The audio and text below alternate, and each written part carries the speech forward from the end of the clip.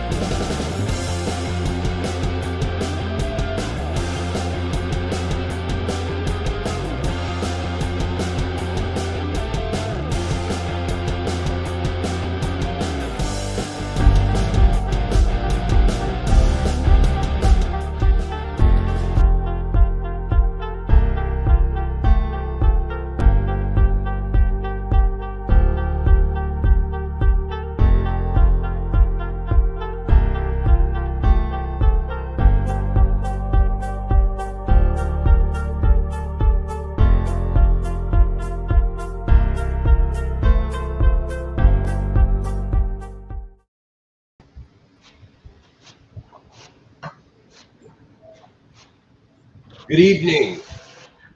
What's up? What's good, Chris? What's up, Michael? Chris just likes sitting at truck stops. I'm not sitting at a truck stop. Not yet. You got 400 miles to go deadhead before you sit at a truck stop. No, I got 156 miles. Oh, okay. All right. Welcome No, back. I don't like taking cheap freight.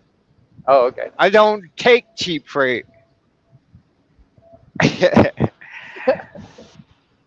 it Welcome going, back. Mike?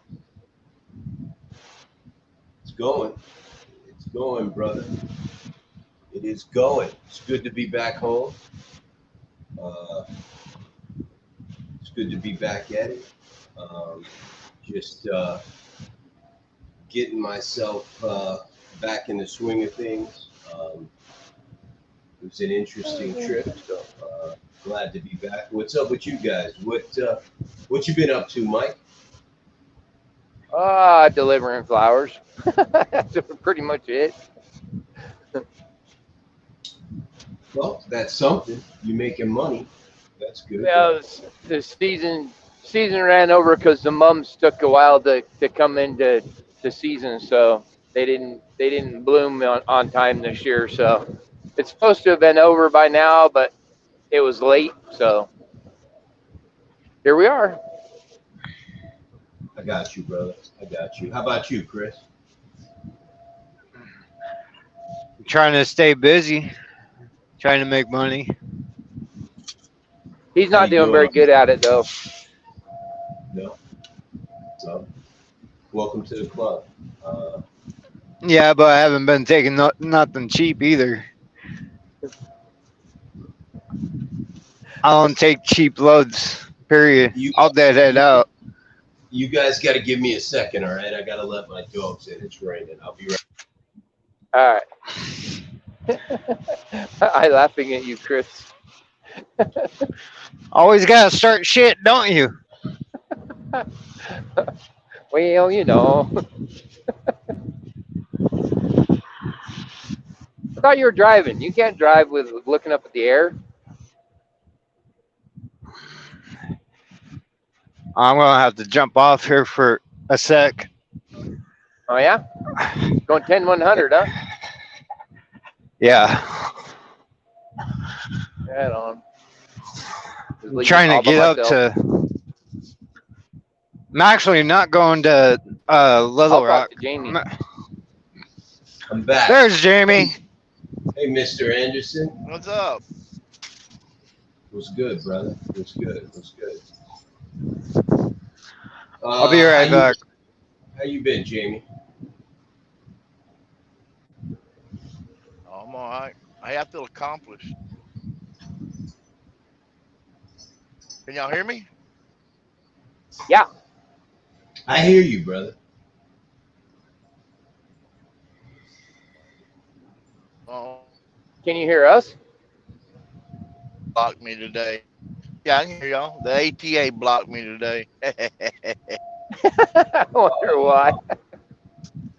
Ah, the ATA blocked you. You refused to Yeah, I they take can't won't let pull him them up talk to him no anymore. I more. can't comment. I can't pull. I can't comment on their shit. I can't pull them up. Now I can't even see their shit. At first I couldn't comment. Now I can't even see it. Wow, that's serious. The ATA, Freightways. the ATA are threatened by Yeah, the ATA Yo. and Freightways now. Now I just got to work on TIA.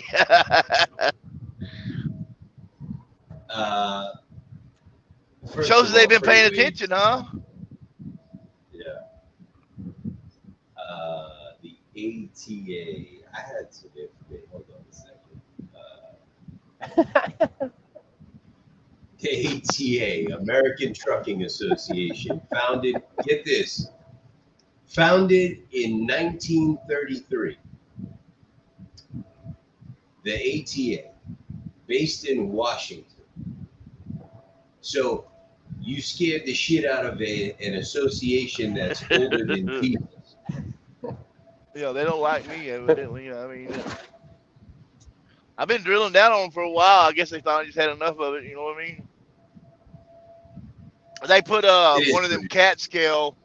They put one of them cat scale deals on there talking about company accounts for cat scale earlier, so you could scale digitally and not have to go in and all that. And I put them on there. I said, man, they said time is money, right? I said, yes, time is money. I'm glad you recognize that. Now, why don't you do something useful for truckers and small and carriers, and go into Congress about getting us paid for all this time they're keeping us sitting at these docks after 2 hours. Yeah, and then I put something else and they blocked me. I can't see their stuff no more. you gotta drink Good the old Kool-Aid. Jamie. Yeah, I hit them with my long hashtag on that one, and they didn't like it. They got rid of me. Yeah. Man. In any case, let's get to the first question here. What happened in DC? What's the developments? Know how you doing? No welcome back. No nothing. Who is it? Is it my wife? Oh. Uh, Kyle Barnes. No, Okay, I don't. not my wife. No. Uh, any case, Yeah, my DC was wife's pretty great. direct. Come on, man. Y'all get out of my DC damn way. DC was great. We got a lot accomplished. I think it was it was a good trip. We got a lot done. We spoke to a lot of people. We had some important meetings with some important people, and it was a it was a good trip from start to finish. I mean, even down to the last meeting right before I left, it was very positive. Um, we we attended the. Hold on a second. Sorry, my dogs. They want to be on the show. We attended. Uh, we attended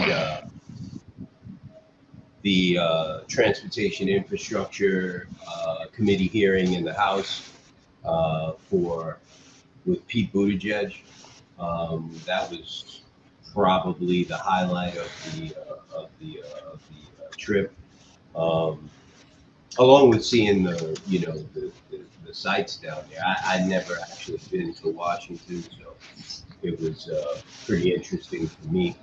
Um,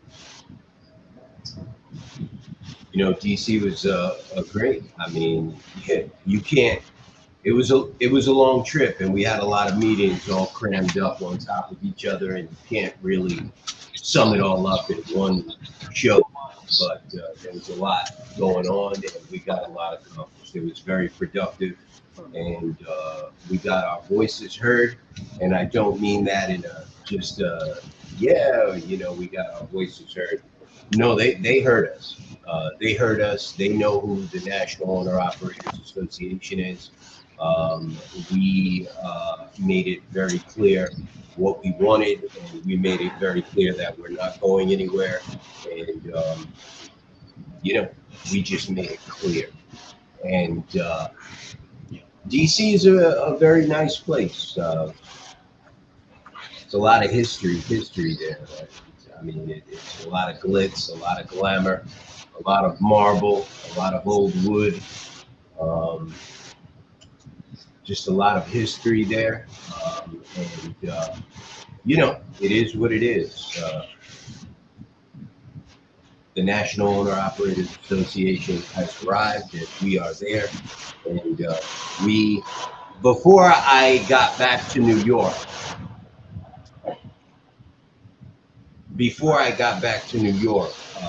I got word that they want us to come back. Um, it was good. It was positive. When I was on the train on my way back, I got an email from our people down in Washington that the DOT and the FMCSA want to meet with us in about 2 weeks. They apologize for not getting to meet with us formally this trip, and they want us to come back down in about 2 weeks if we can. So I'm going to try to make it back down there in 2 weeks. And, it was definitely an excellent trip. So that's how DC was. Listen, if you are a paid member of the National Owner Operators Association, all I can say is congratulations. You're getting what you paid for. That's all I can say. So I'll park it right there. Texas, we'll give you the floor first. Well, I'm loving it. Making headway, advancing. Now, if we can just get some of these no good for nothing people that are sitting on their tail end that say they're supporting truckers out of the way, it'll help. But yeah, I love it, man. Like I said, man, I've been listening to it all day, and I got to talk to Matt and Maga. Yes, Maga and John yesterday. They're loving it. Matt called me earlier, and we had a long conversation. So, dude, doing what we need to do, man. Getting a job done. It's something that ain't happened in a while as far as advocacy for truckers. So, and I'll pass the mic back. Christopher. Sounds like you guys did a lot of good work, and I, for one, appreciate it. I'm sure Jamie does too, and Michael. 100%.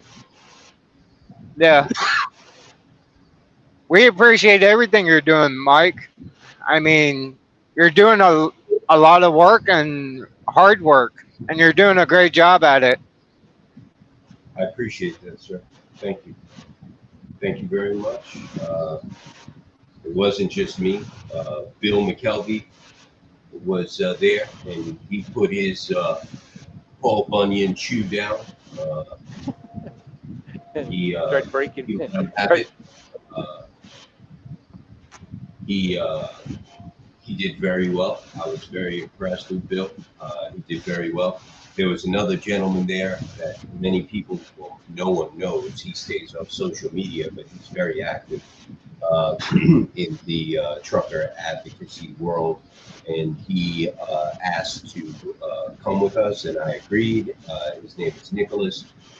He is a small carrier out of Maryland, and he has about 10 trucks. And he was there with us for 2 days, and he attended every meeting.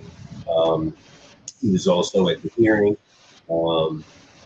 when we approached Pete Buttigieg and Mike Collins, Rep. Mike Collins from Georgia.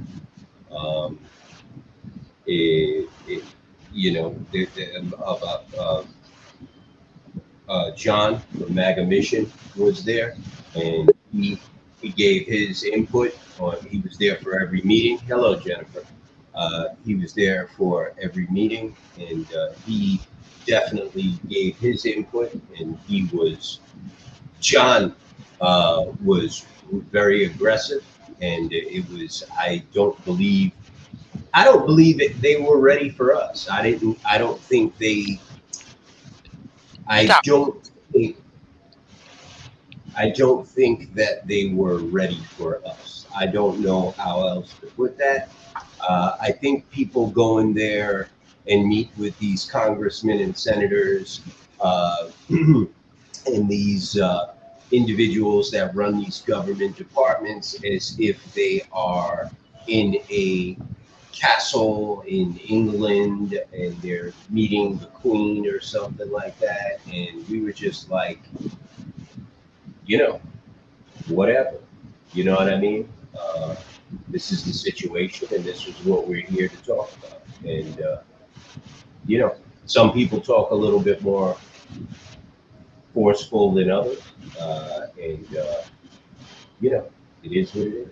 And I think that they realized that they were dealing with truckers and real truckers and not people from associations or groups or anything like that. And they listened, they paid attention. So, and we know that they did because our message, we had a clear message for the DOT and the FMCSA. And myself, I was contacted by the DOT before I got back to New York that night.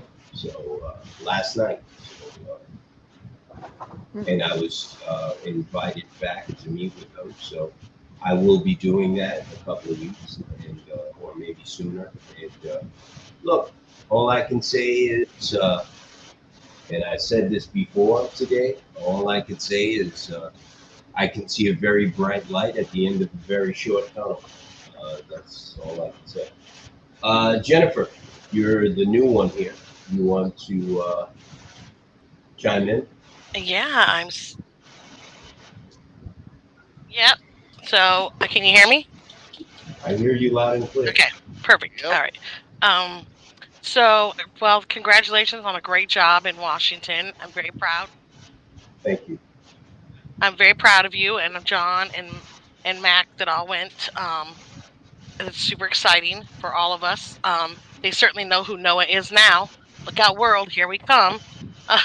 Ready or not. Um, so great job. Super proud of our representation there, and thank you for going and doing that for us and representing all of the small trucking companies out there. Um, yeah, what more can you say? We came, we saw, we conquered. Now, right? Almost conquered. At least they know who we are. So. We're making headway. Well, someone says, "What's the update? What do we have? What have we got done? What have we got done?" Got it. I had to read that a few times. What's the update? I just gave the update.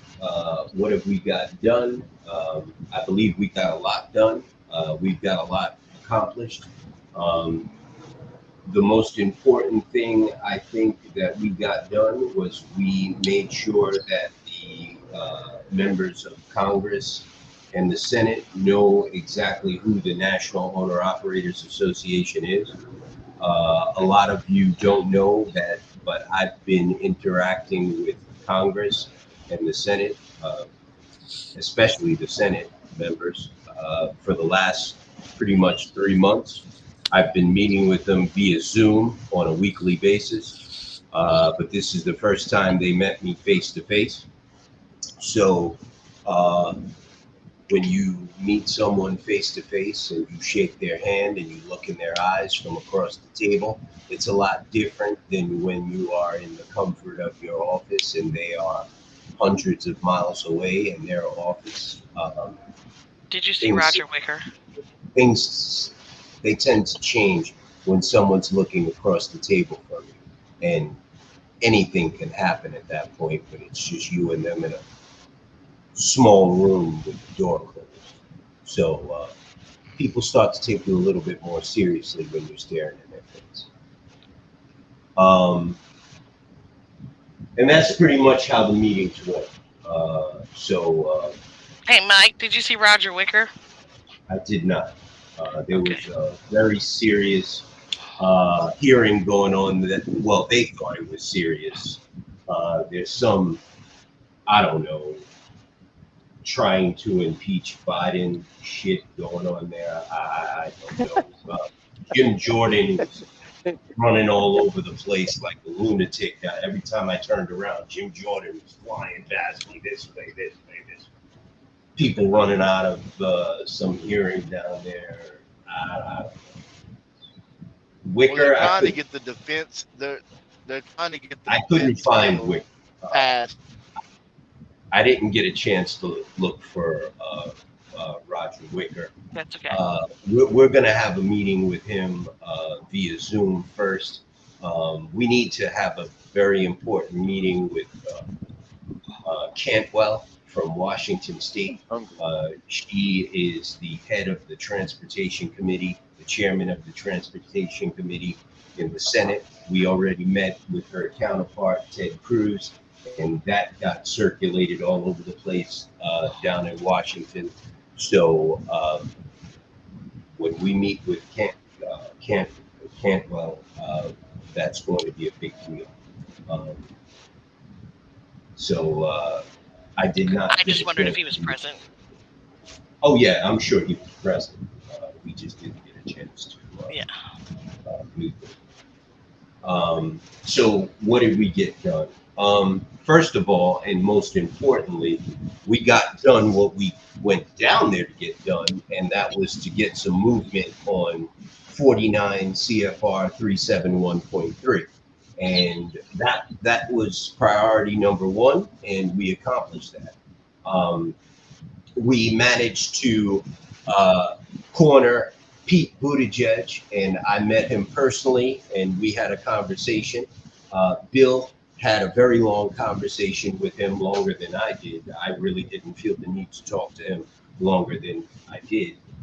And Bill McKelvey had I don't know how to, I don't know how to A explain mono, it. a mono. Yeah, it was, I mean, Pete Buttigieg got his ass kicked pretty bad yesterday.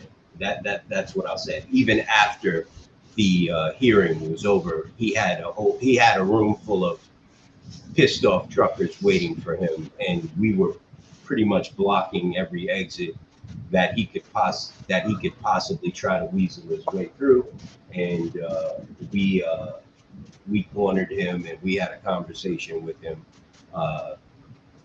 in front of the press. So it went really well, and the message was heard, because, like I said, before I touched ground in New York, I was contacted by the DOT and the FMCSA, and they apologized for missing me while I was down there, and they asked me to come back to talk about issues concerning truckers. So that's the update, pretty much in a nutshell, and that's what we got accomplished. So we got accomplished what we went down there for, and we will be going with that. So I hope that satisfies your curiosity, and I hope that answers your question. I don't like wasting my time, and I was not going to have my time wasted while I was down there. So we got what we wanted to get accomplished. So, and it's not over. We're going back. Yeah. So here in just a little bit, I'm going to meet with Chris Bennick. He's in my neighborhood. Yep. So Chris and I are going to have a little tete-a-tete, mano-a-mano. Good. Face Cool. to face. Something. Just want to throw that out there. Yeah, I'm at mile marker 180, Jen. All right. Got another 100 miles to go. Yeah, about. Listen, it is important for people to understand that in order for us to get anything significant moving for truckers and the owner-operator community, it is important for us to unify. It is important for us to unify, and it is important for us to keep getting our message out there. We cannot allow the ground that we have captured to be lost. We cannot allow organizations like the TIA to undermine us and basically take back ground that we've captured. We spent all this week explaining to these members of Congress and senators and other people down there that the TIA is feeding them lies, and these other associations that are saying they support truckers are really not. A lot of the things we told these people, they had no idea what's going on, and you would be surprised that would be the case. We had to actually show them pictures. I mean, at one point, Bill got out his cell phone and started showing these guys pictures of like broken down trucks and, issues that we were having problems with on the road. Like, they couldn't even believe it. They were like, wow, are you serious? And we're telling them, like, this is the issue with safety, and when it comes to safety has a direct correlation with income. You know what I mean? Yep. If I got a guy if I got to buy $6,000 worth of tires, I can't have brokers stealing 70% of the load. You know what I mean? So it's like, do the math. You know what I mean? Like, you guys are following me here, right? Like, they understand these are things that have not been told to them. And yes, it needs to be told to them. because you have organizations like the TIA going in there twice a month saying, yeah, everything's rosy. Don't worry about it. As a matter of fact, drop S.2426 on them now because they're doing just fine. So just drop a whole nother bill on them and a whole bunch of other BS laws, So we address that as well. We're not going to tolerate more rules and regulations like S.2426. That's And not so, going to happen. We did we don't want mention? government-funded carrier 411. And yeah, go ahead. I was just gonna say, did we mention along with that like the brokers' overhead is so much less than the truckers, and that's why, the brokers taking so much money. I don't know what all came out in the conversation. I just wondered if you made that link between how much the overhead is for the brokers and the overhead is for the drivers, and why it's so hard for us to keep our head above water when they're taking so much money. We made that argument very quickly in every meeting. No one looked at us like they didn't understand. I'll put it to you this way: when you talk to people in Washington, you don't get stupid responses back like it's market rates or it's it's a freight recession. They don't come back to you with ignorant responses like that. Supply and demand. So, yeah, supply and demand. Like these guys have the numbers. Like they have the real numbers. You know what I mean? They know that that's all a bunch of, bullshit. They understand that we're being squeezed. They understand that we're over-regulated. They understand that we're under a lot of pressure. What they don't understand is why other organizations that have been there much longer than the National Owner Operators Association has not told them all of this stuff, or has not put pressure on them the way that we are. I think that's what they're having the most trouble understanding. And I don't know if that's a bad thing or a good thing. All I know is that the National Owner Operators Association is there, and we will be fighting every piece of new legislation that comes down the pipeline, as we have been. And now they know who we are. So they can put a face on it, and they know who we are. Any type of psychopathic, outlandish bill that one of these senators or congressmen tries to introduce that makes absolutely no sense to owner operators, we will be showing up. So yes, good. You guys cornered him. You got a call because shit rolls downhill. Mr. Pete must have gotten on the phone after talking to you guys. Honestly, I don't know if that's the case or not. I do know that we talked to a lot of people this week, and despite what many people out there say about Congress, a lot of these people really do care. People say a lot of things about politicians and this and that because they can, that's their right. But the truth of the matter is, not everybody you talk to in Washington is full of shit, and some people do actually care. And I met face to face with some people that I have been talking to through Zoom for the last few months, and I reiterated that I did ask you to do this for us months ago. What happened? So maybe that's what happened. I don't know. All I know is that somebody lit a fire under the DOT and the FMCSA yesterday. It could have, in my opinion, it was probably more than one office that made a phone call on our behalf. And I'm not screaming about it. I'm not, mad at it. I'm happy it took place. Mike, go ahead.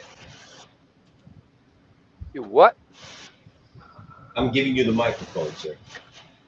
Uh, just had an ambulance slam on their brakes right behind me.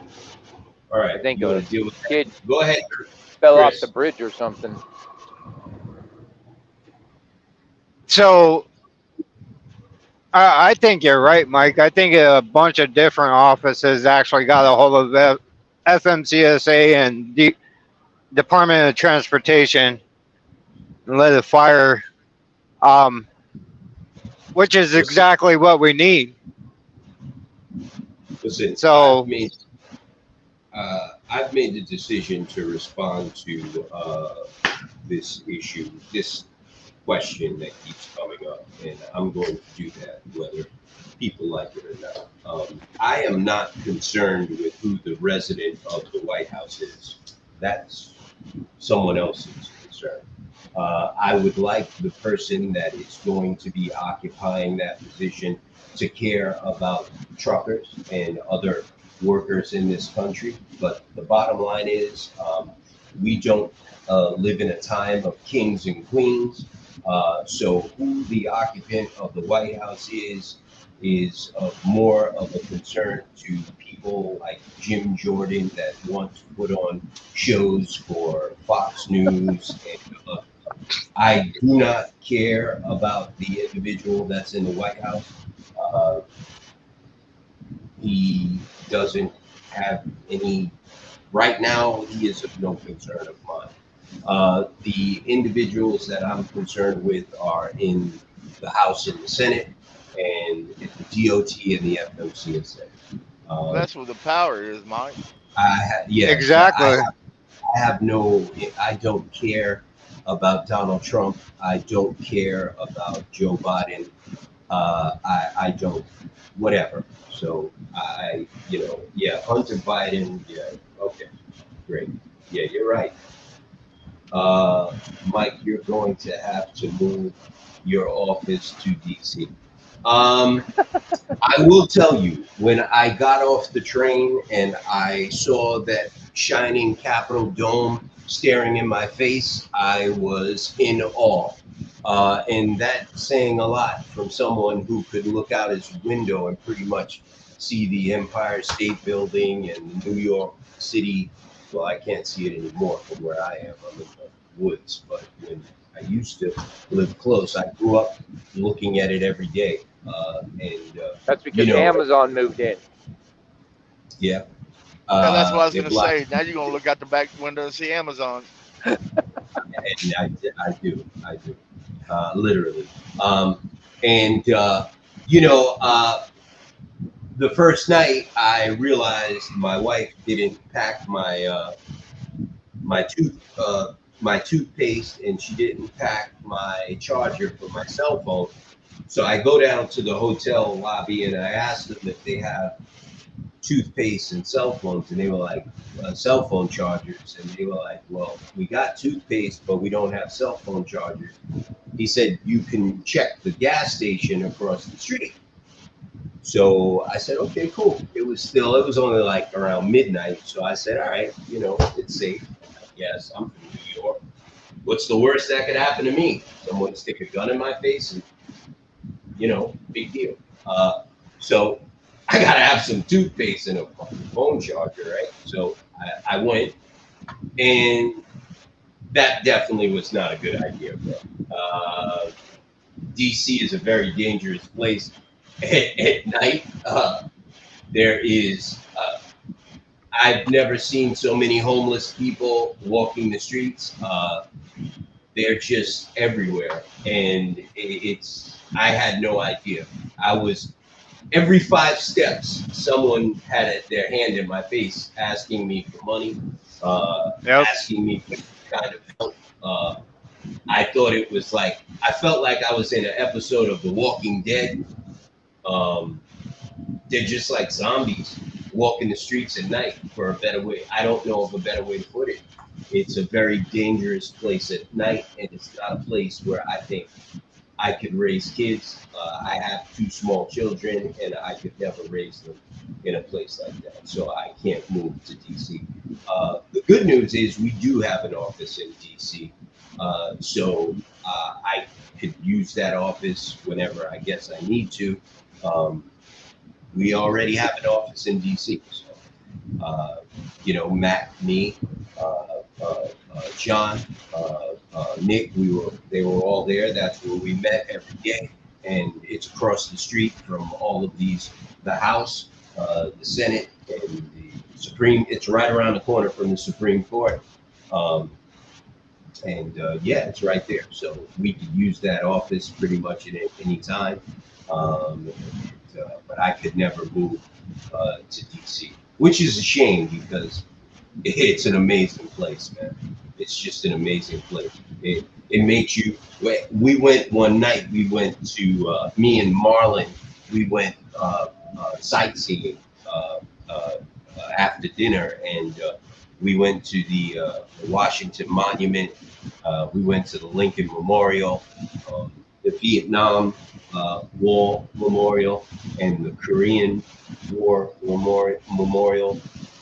All of that stuff is like right there in the same area. We went to see the White House and all that stuff. And they have like one big, it's like right before you walk in to go walk down past the mall, and you got to take this long walk to get to the Lincoln Memorial.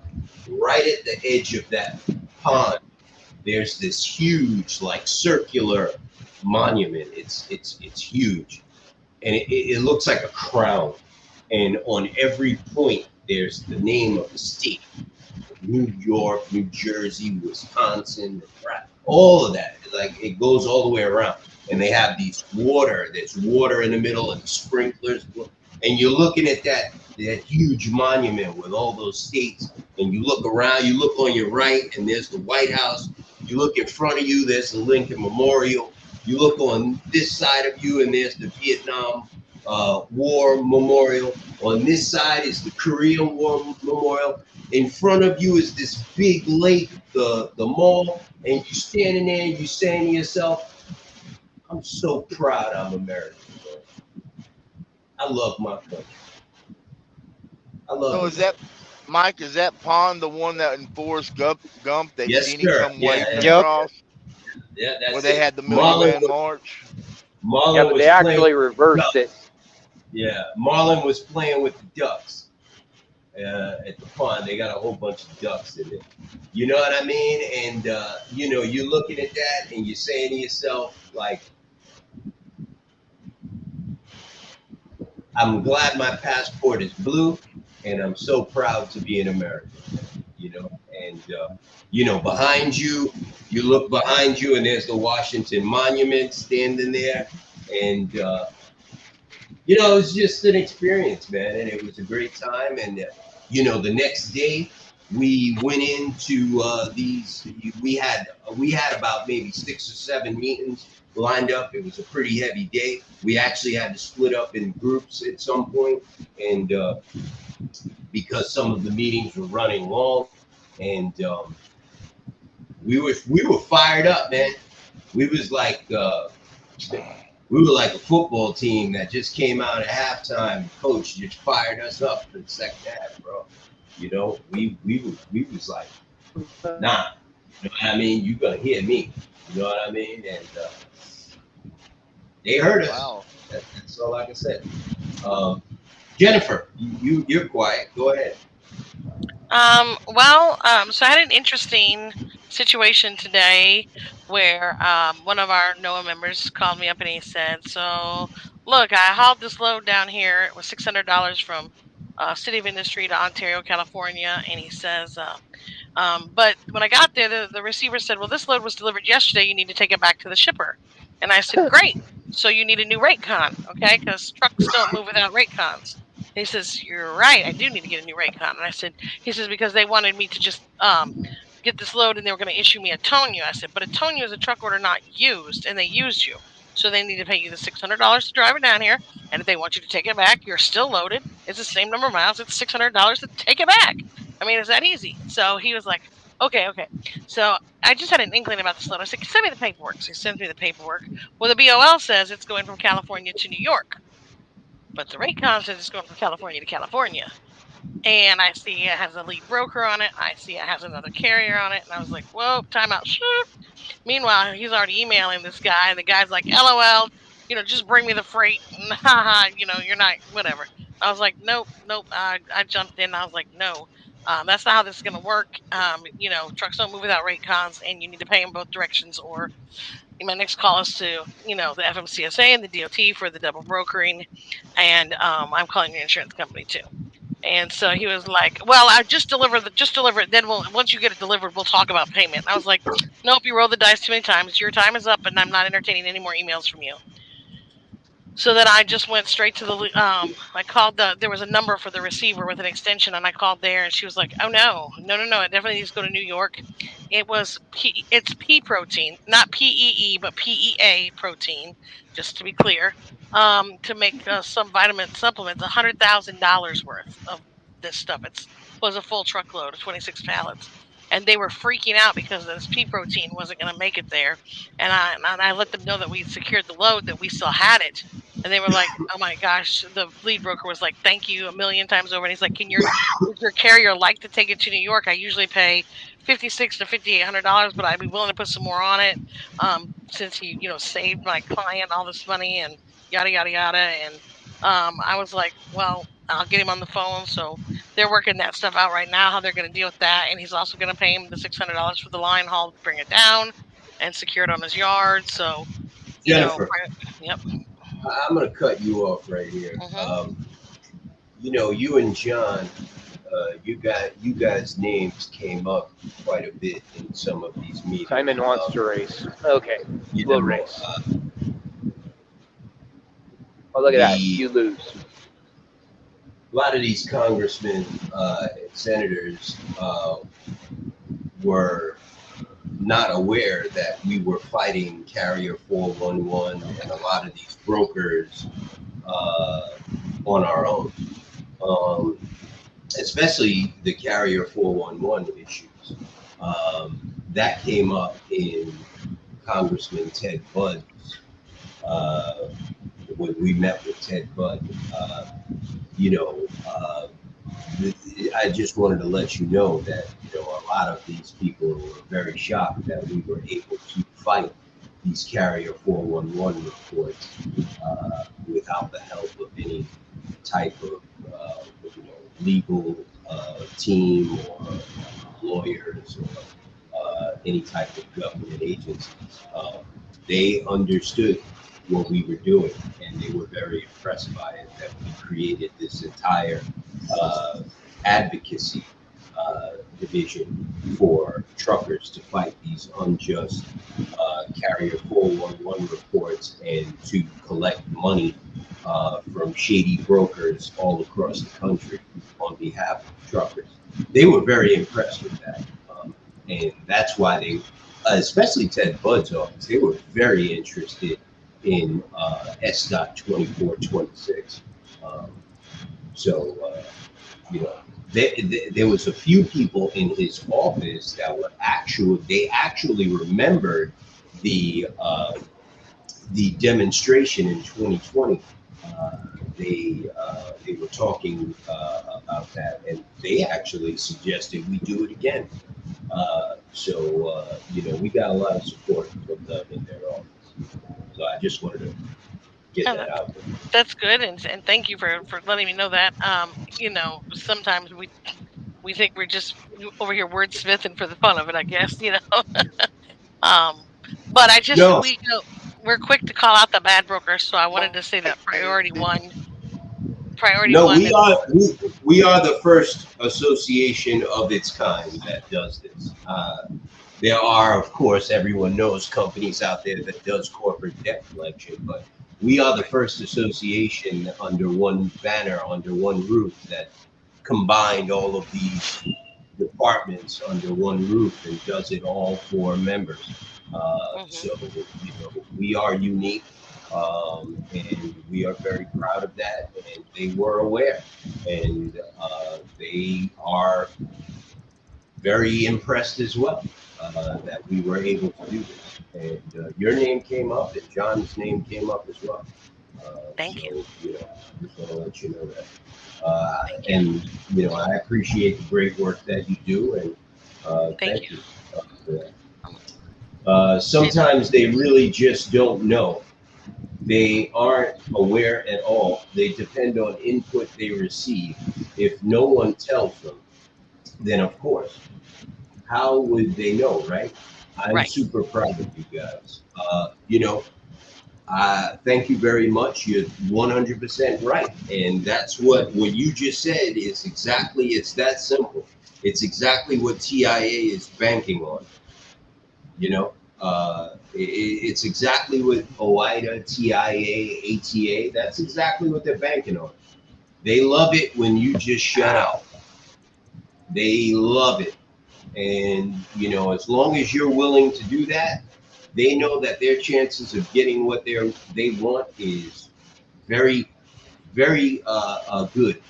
So, people need to get it out of their head that their vote doesn't count or nobody's listening to them. People need to get that out of their head. You know what I mean? Because that that's just not the case. You're playing right into the hands of the opposition when you sit there afraid to open your mouth, because that's all it is. You know what I mean? You're either too lazy or you're too afraid to fight for your rights and fight for yourself. And I'm sorry, I just can't be a bitch like that. I never could. I've always stood up for myself since I was a young child, since I was able to walk. Since I was able to talk, I think the first words out of my mouth were "fuck you," and you know what? I've been doing I that can ever believe it. since, and I will continue. I will continue to do it, and I'll continue Yes, to sir. do it. Anyone that tries to take anything away from me unjustly, Amen. I will Amen, Mike. continue to. And if you stand there and you let TIA and OIDA walk all over you and Oh, take yeah. your money, then you're a schmuck, you're a clown, and you deserve it. 100. Say, Mike, can Amen. I ask you a question? Yeah. So did Yes, sir. the what we've been talking about the SRO, was that brought up or breached? No. No, sir. Not at all. We had a very clear plan. We were not going to inundate them with every issue concerning the trucking industry. In some of the meetings, it did kind of veer off a little bit into other areas. And I quickly tried to get it back on transparency, because everyone is a human being, right? And it's not fair for us to show up one day and just plot every problem in the trucking industry in someone's lap. So, no, we did not bring that up. That is a fight for a later date. Right now, our focus is a few issues: transparency, uh, uh, the PRO Act, um, the Motor Carrier Act of 1980, of course, which includes transparency, and HR 7517, overtime and detention pay, and speed limiters. So, he got kicked off. So, no. Um, yeah. So whoever said that, you're totally right. Um, if you don't open your mouth, TIA and OIDA and ATA and all these other companies with deep pockets will walk in there and do whatever they want to do, and they'll just introduce a piece of legislation and it'll get voted on in the middle of the night. And the next thing you know, you have to have a camera facing you inside your cab or you'll get put out of service. So go ahead, keep listening to people, whoever you want to listen to, but that's pretty much the way that this works. No, thank you. Whoever said that, thank you. It's your doing, not mine. It's your doing. There went $50. I don't know what that meant, but okay. It feels Probably like you OIDA's fee, membership okay. fee. That one went right over my head, but I agree. I agree. Listen, in, in all honesty, OIDA could snap their fingers and trucking issues would be a thing of the past. You have to ask yourself, why is an organization that has only been around for less than a year have to go into Congress and explain this to these people when there What is has OIDA been issues? doing? Well, Yes, well, for Mike, 50 don't it years. make sense that that's job security, 50 brother? years. I mean, if they That don't fixed seem like everything a in smart trucking, way they to, wouldn't be in needing my no more opinion, loads. I don't know, Jamie. I'm not that smart, but in my opinion, that's not a good way to secure your job. Let me tell you something. Walking into those places in Washington is very easy. I had a misconception about it. I thought that these people were nasty and someone was going to grab me and throw me up against the wall and pat me down and make me show ID and give me a hard time and ask me where my great grandfather was born and let me see your passport and your birth certificate.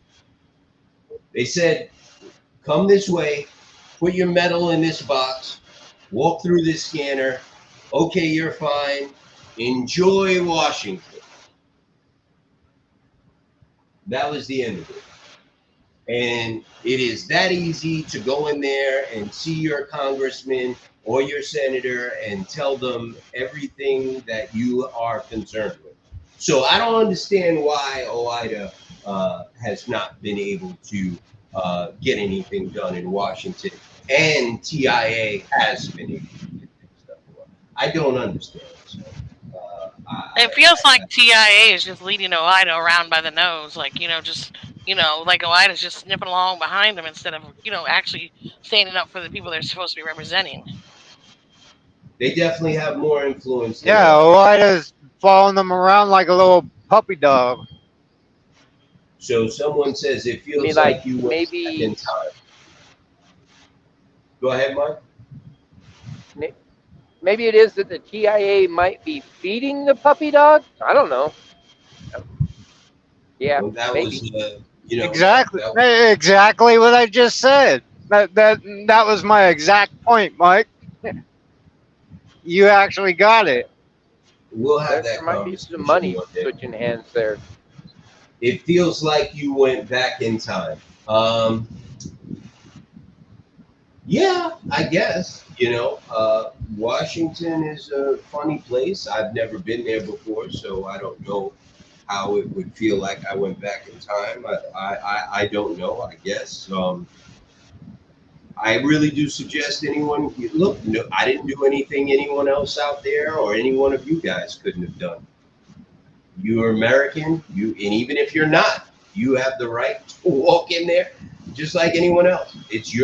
Those are your buildings. They do not do anything to try to keep anyone out of there. They just don't want you to bring weapons. They don't want you to hurt anybody. They don't want, and as long as you don't do that, you could walk into any one of those congressmen and senators' office, knock on the door and say hello. You don't need to make an appointment. The Capitol Police down there are number one. They are the best, nicest people. They were laughing around, joking around with us. We had a nice time in those buildings. It really was. They were very gracious. They treated us with respect. We treated them with respect, and they were cool. They didn't try to cause anyone any problems. They saw we were there for business, and they didn't say anything. It was pretty cool. So I do suggest anyone, everyone, get to Washington if you can. It's well worth it. It is. I've Homeless- been there.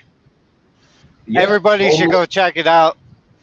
Yeah, me and my Lots wife of- went there, but we didn't go for Homeless- business. We just went to check it out. Homeless Baltimore, California, Fort Worth, everywhere. I'm from New York, man, and I don't know if anyone has more homeless and just mentally California. ill people than New York, but I was shocked. There is homeless. There are.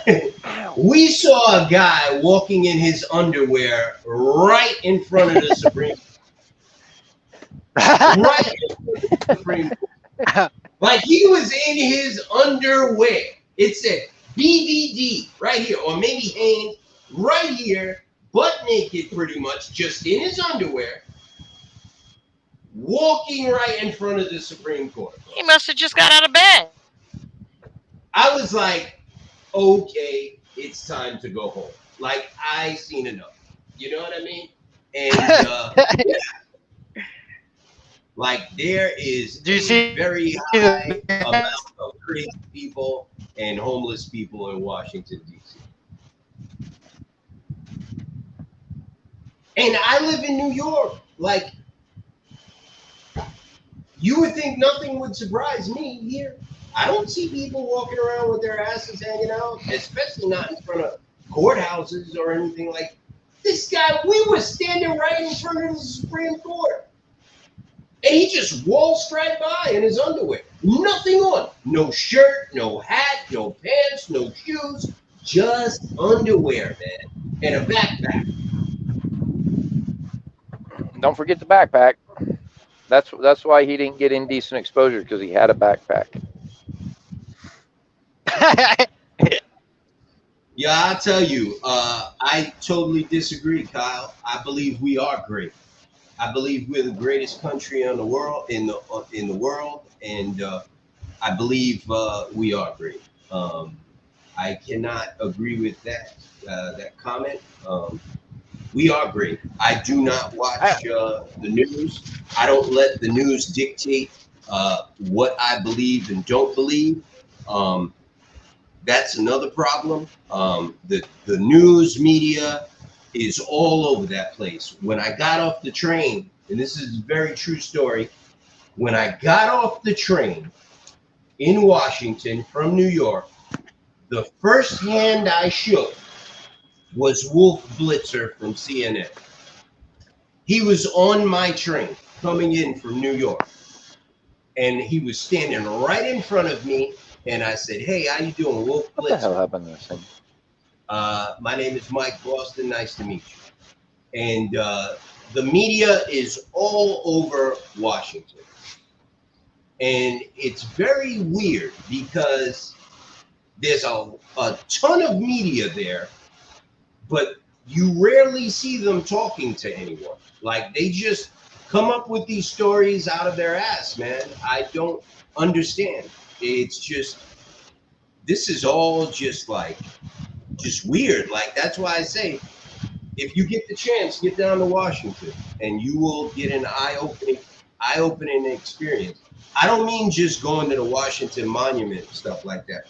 Go inside to where these congressmen and senators' offices are and see what's going on there, and you'll be shocked.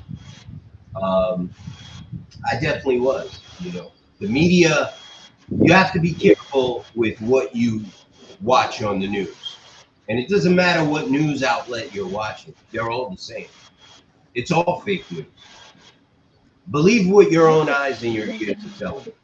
That's all I can tell you. I disagree with you, though. I believe this is a great country. I think that guy walking around in his tidy whities actually proves that. Yeah. Yeah, right. That proves it. You won't see any of that on the media. You know, you won't see them showing you the real Washington D.C. Right. That's why I was so shocked when I got there. I was not expecting that. I was like, wow, they never show you this shit on the news. You know what I mean? Like, it's incredible. That's the biggest news story, I think, in Washington. How many homeless bums, crackheads, drug addicts, mentally ill people are walking all around Washington, D.C.? It is an epidemic. It's incredible. Just incredible. In the train stations, I'm sure at the airport, everywhere you go, you will take a step and you'll trip over a homeless person in Washington D.C. It's embarrassing almost. The Either that or a big ass rat. They never show you that on those cameras though, but they'll tell you some shit about Donald Trump. Jennifer, do you help with personal collection? We do commercial to commercial. So if it's business to business, yes. If it has to do with an individual, it's consumer collections, and you need to find a consumer collections agency. Got it.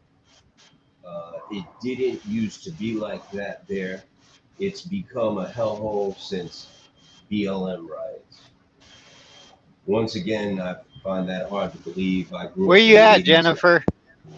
I remember their mayor was a crackhead, and he admitted it on TV. So Washington's always been a shithole. From what I remember back in the 80s, Marion Barry, I think his name was. Google him if you're young. He was a crackhead. He was the mayor, and he admitted it on TV. And he was like, "Yeah, I'm happy I'm a crackhead too." So Washington's always had problems. I heard the new mayor. She's a woman.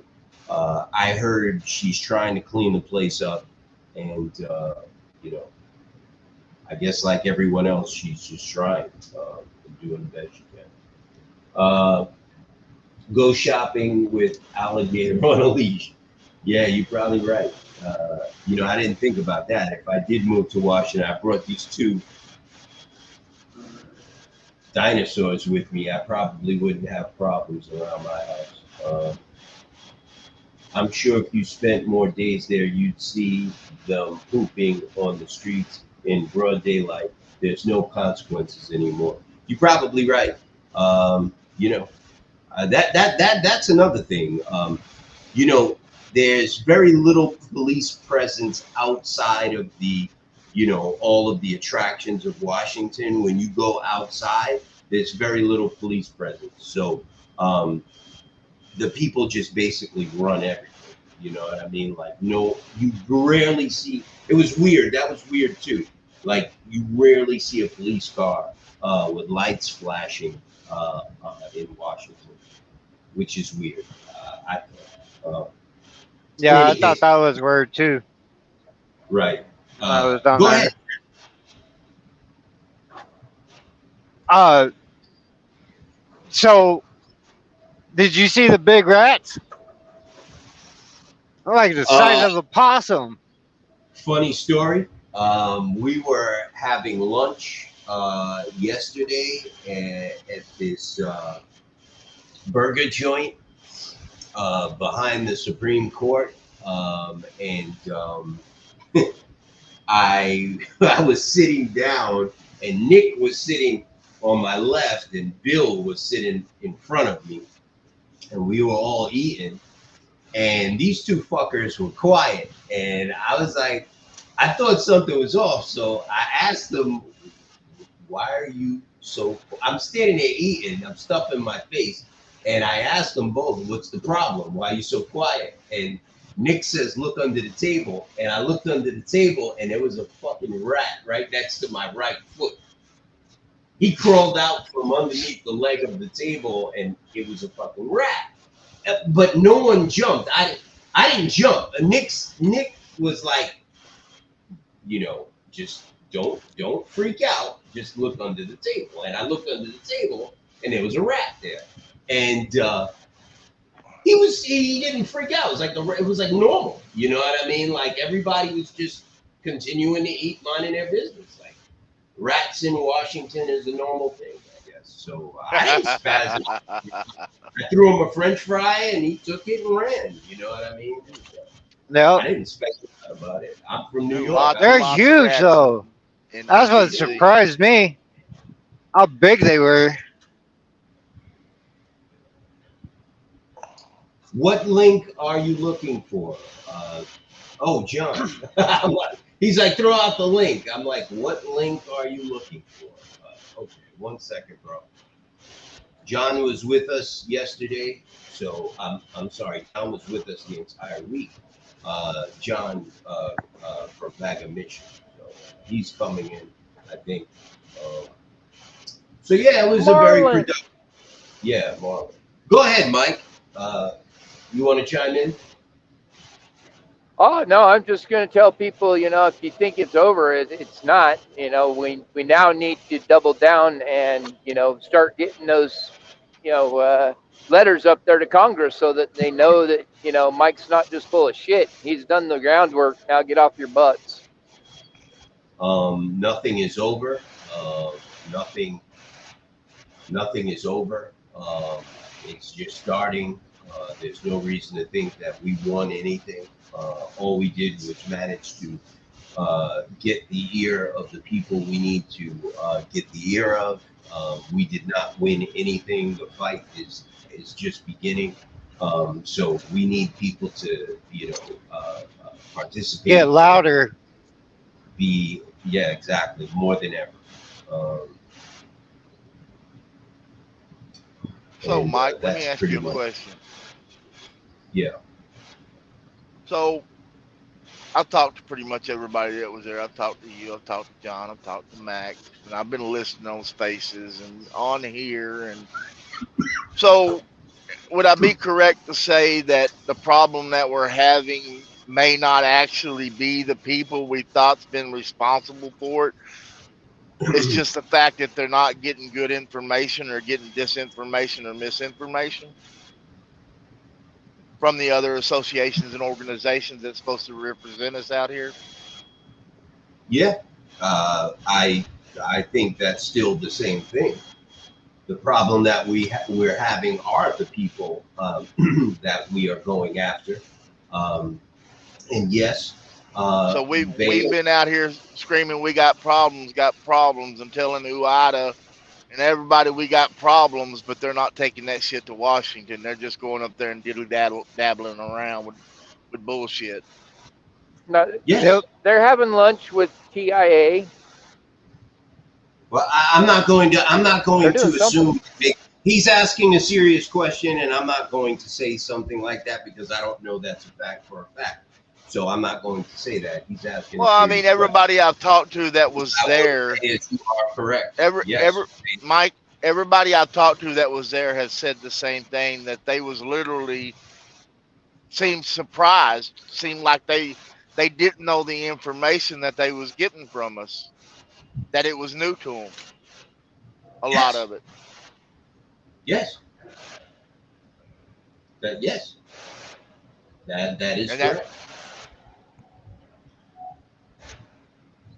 So the members that are paying UIDA just ain't getting nowhere near their money's worth, the way I'm looking at it. That's just my view from where I'm sitting. Yes. I don't know how else to say it. Yes, I've been saying that for months.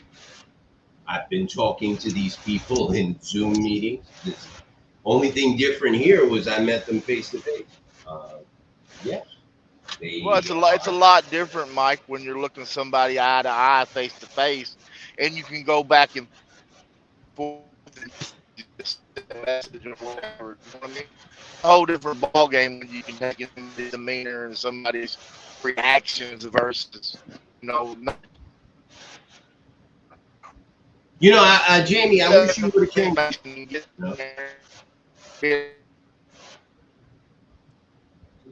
Jamie, I think you are one of those people that really need to go down there, bro. You really need to go down there. I'm telling you, man. It would change your life. It would change your entire outlook on your business and what you do. You are totally right, bro. You're talking to people that up until we got there only had one side of the story. Well, we can never let that happen again, brother. I'm trying my best not to, but we need support. People need to join NOAA and become paid members and support it. What we did, what we're doing is not cheap. I'll just leave it at that. What How much we was a are how much doing, how much was a hamburger up there, Mike? $11. Wow. Yeah. That's Was not it a the good was it a good burger that's at not least? the expensive. Nah, me and Bill were joking. It was literally like this big, bro. Like a It was like McDonald's this. burger, huh? It was even smaller. It was literally like this big. It was small. It was a joke. Like it really was. I got an Me and $8 I ice cream. don't know why John can't get in here. Me and Marlon went to dinner at this Italian restaurant, and we both ordered chicken cutlet and like spaghetti or something like that. And we both looked at each other like, "What the hell is this?" You know, it was a crap. The whole thing came to like over $100. We were like, "What the hell is this? This is like John, this is I food just food." I just texted you a link. See if you can get in that way, brother. Yeah, I can't text him. I'm on my computer. Yeah, It was- I just sent him a link through text. See if he can get in that way. The cost, Jamie, is our office in Washington. You know, these guys, they are in Washington every day, fighting for us, getting us in the doors. Of I'm these gonna go up there congressmen. with y'all, man, as soon as I can. I promise you. You should. The cost is there. You know. That I want shit to go up costs- there too. But Hey, John. What's up, guys? What's Hey, up, how you Marlon? doing, brother? Good, hey, man. Marlon. Chris. Hey, Marlon, welcome to my living room. Hey, Jan. How you doing? Good, good. Welcome to my Welcome bedroom. to my living room. Welcome to my living room too. No, this is actually Right. my Everybody- office. Hey, All these hey, guys driving. hey, For wait, everybody before you go on, watching. I forgot to mention this. The other day, you were talking about rats, right? So I'm out on the balcony. I seen 3 or 4 rats, and they're not even scared of you. I mean, and these are big rats. Yeah. Yeah. You know, John, we were after you left. We went to go get lunch. When I went to go, I think it was when I went to go put my bag, take it from your truck and put it into Nick's SUV. We went to lunch, and I was just telling the story. Bill and Nick saw a rat underneath my side of the table where we were eating. And those two fuckers didn't tell me there was a fucking rat there. So I sat down and I'm eating, stuff in my face, talking shit. And these two guys are laughing because there's a rat right next to my leg under the table. So they waited a little while to see what the rat was going to do. And it was about to crawl up my pants leg. And Nick comes out and he says, "Yo, Mike, there's a fucking rat underneath your leg." So Bill kind of Bill says to Nick, "What's he doing? What's he doing?" And Nick looks under. He says, "He's right by his leg. He's right by his leg." So I looked and there was a fucking rat. I said, "You two motherfuckers, you didn't tell me anything." You know, we joke around like that. It was a lot of fun. But yeah, they do have a lot of rats in Washington. But anyway, everybody, this is Marlon from MAGA Mission, John. So if you're in the area, check out MAGA Mission on Twitter, or go to the website. You can check them out at magamission.org. A lot of good information in their spaces. I do suggest anyone who's on social media, sign up to Twitter, get yourself a Twitter account. There's a lot of information out there. Not Twitter, it's X. You're gonna have to put money in the jar now. Yeah, X, Twitter, X.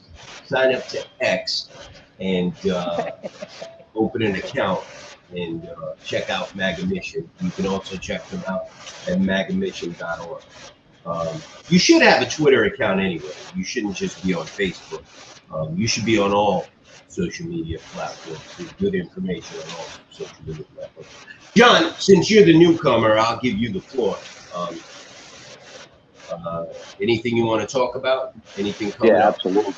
absolutely. And you know, guys, obviously I'm not a trucker, but being in construction and trucking are very similar in things that happen to business guys. Okay, you know, I'm getting squeezed too. You know, materials are through the roof. You know, shipping costs, fuel surcharges, and this goes through a very competitive job, right? So, you know, if I don't, you know, give them the right bid, they're going to go to the next guy for $500 cheaper to get the house done. So a lot of the pains that you guys feel, I feel also. That's why I think it was very easy for me to relate to Noah and Jamie and Mike, because I deal with the same kind of things, just a little different. So having the opportunity to go down and, you know, I look back on where we started and, you know, what I've learned and how I was able to apply it to a lot of the things that we're talking about in these spaces. It's very relatable. So it was a great experience to go down and look at the act and learn from it.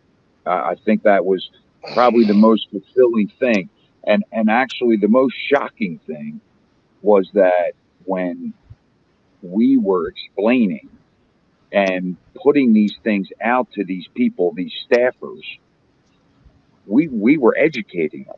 And what that did for me is that just shows that these organizations that have been there for decades are not working for truckers. They couldn't be, because of the way that they reacted to the information. If they, you know, some knew a little bit about it, but how about it, Mike? I mean, how many of those people we exposed to things that they didn't know? And these are people that are on the transportation committee. They should know this material inside or out. I don't know. You think it was a show, Mike? I don't think so. No, it wasn't a show. They don't know. But in their, and I'm not here to defend anyone. In their defense, it's exactly what you said. First of all, the people, the associations that are there month after month that have offices down there that are stationed should be the ones that are making sure that they're there fighting for truckers' rights. And obviously you see that they're not. Secondly, you know, these guys are going to listen to whoever comes in and talks, right? They want to help the trucking industry, but if TIA is the only one there talking for the trucking industry, speaking for the trucking industry, that's the only information they have to go on. So like I've been telling everyone, talk to OICA, you know what I mean? Like, why aren't they there telling these people this? Why did Noah have to do it? You know, why did you have to do it? Why did Bill have to do it? You know, why did Nick have to do it? Why does Carl have to do it? You know what I mean? Like, there are associations like the ATA that have been in Washington for 80 years.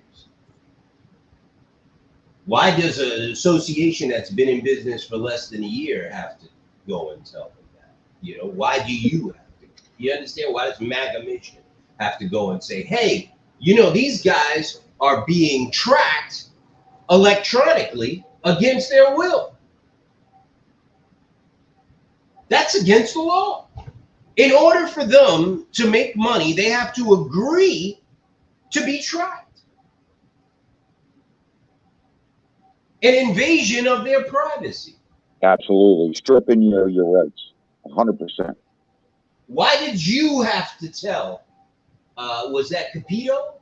Was that Capito? Were we in Capito? No, that was the one that was most impactful for me was Cinemas.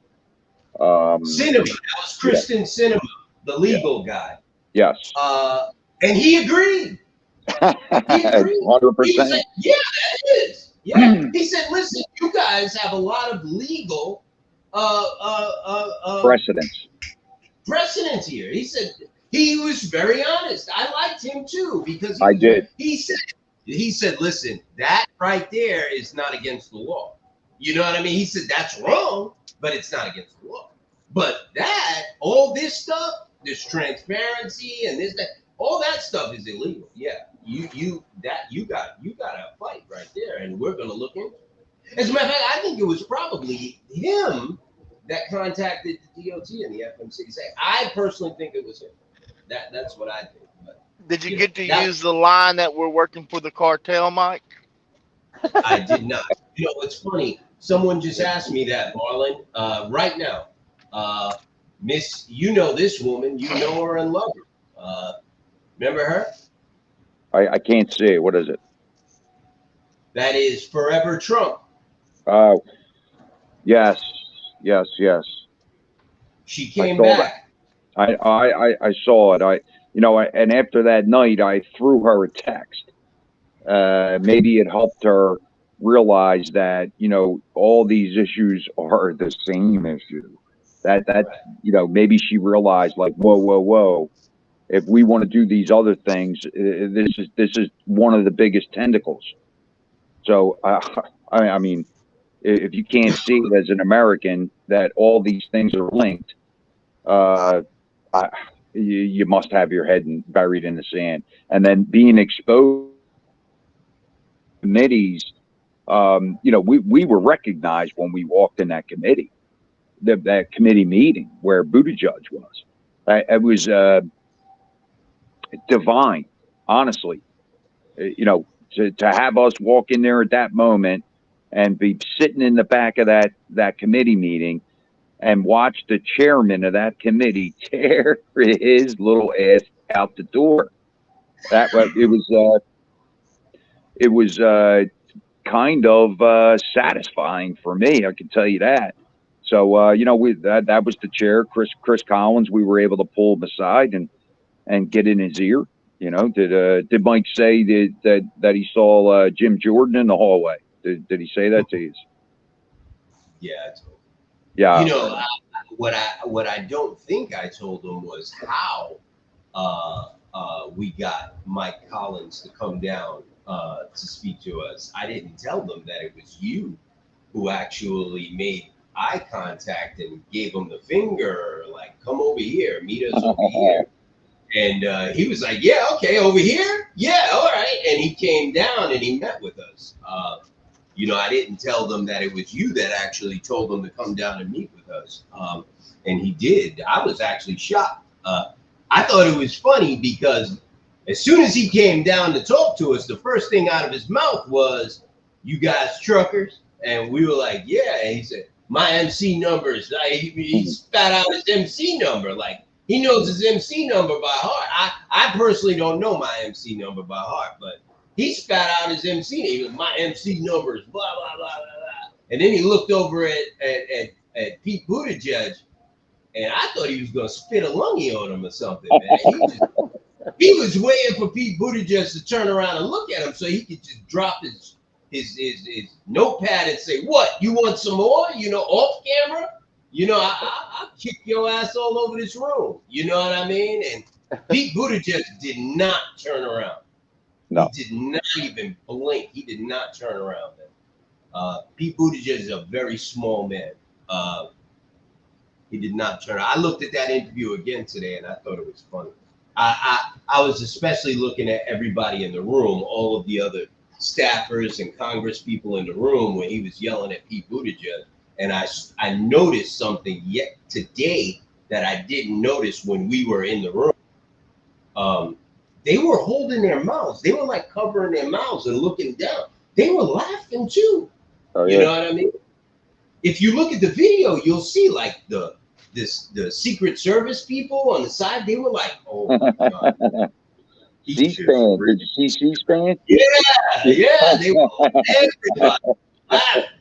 It was incredible, man. But yeah, I did tell them. Hey, but listen, I want to ask you something, and I know we briefly touched on it. Yep.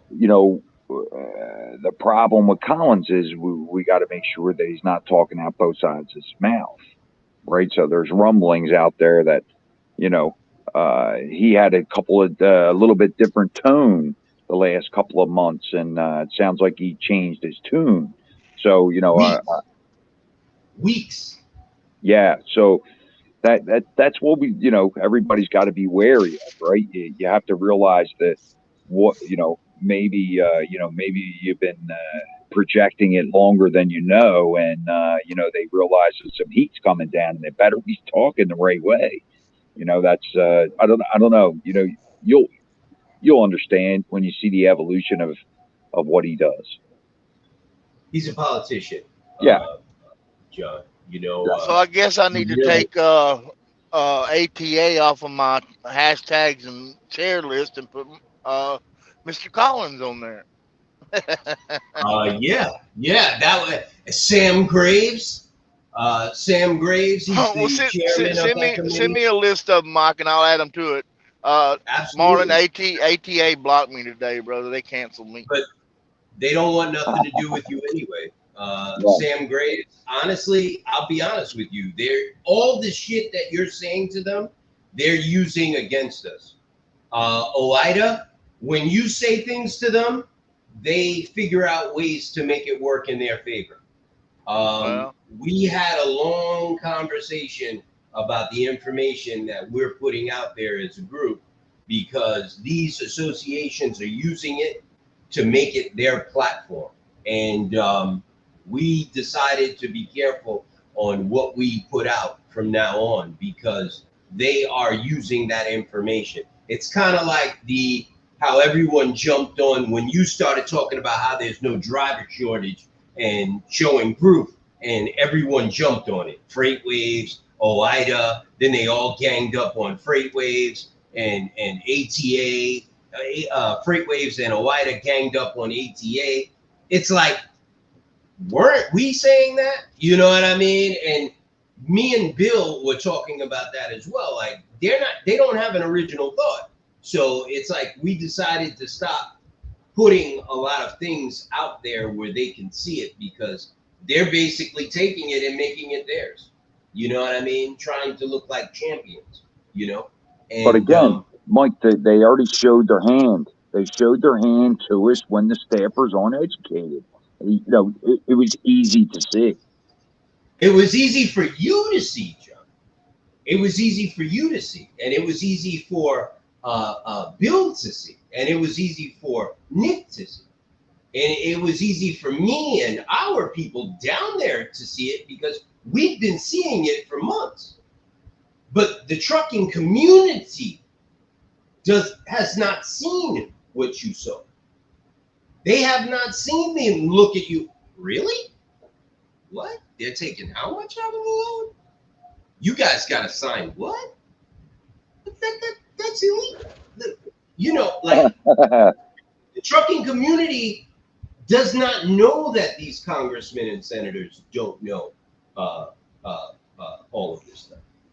So, but that goes back to what we've been saying, Mike, about the narrative they have built for everybody out here, all their minions, all their followers, all their subscribers, the narrative they built for them, but they're not taking that shit to Washington.